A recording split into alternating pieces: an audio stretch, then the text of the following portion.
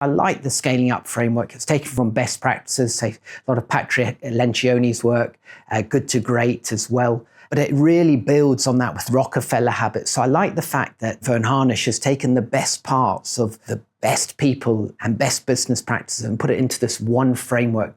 And it's actually really simple. People, strategy, execution, cash, your 4 big decisions.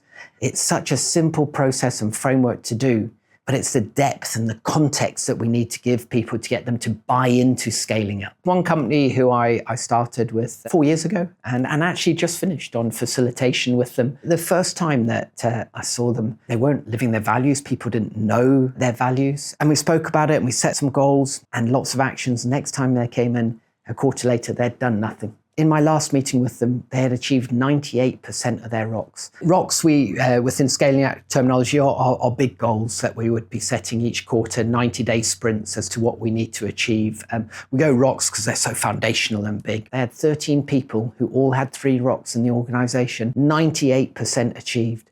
They've got values alive in their business. They're attracting fantastic talent, got a huge number of A players, and are all aligned on where they're going, and they're dominating their market, absolutely dominating it. And you look at that and you think, wow, haven't they been brilliant? Haven't they done well?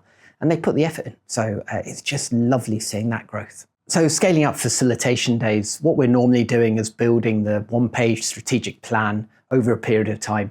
A lot of people think that they can just fill it out and then say to people, read that book and here's the one-page strategic plan. But the big thing is getting the group, the leadership, the board together and facilitating it so that we can get everybody's views out of there and there's no one dominant voice. We like to do that in an offsite venue so that it's not in anyone's kind of home territory, just it's neutral so that people can express themselves. And often on those, it's what's not said and how we draw them out. We'll start with your values normally, or whatever you would like to get out of it, but primarily it's to build that one-page strategic plan over a period of time. How it normally goes, by the way, is we do the first scaling up day, facilitation day, we get some decent ROCs in place and some actions. And for the next one, 9 times out of 10, they haven't always been completed.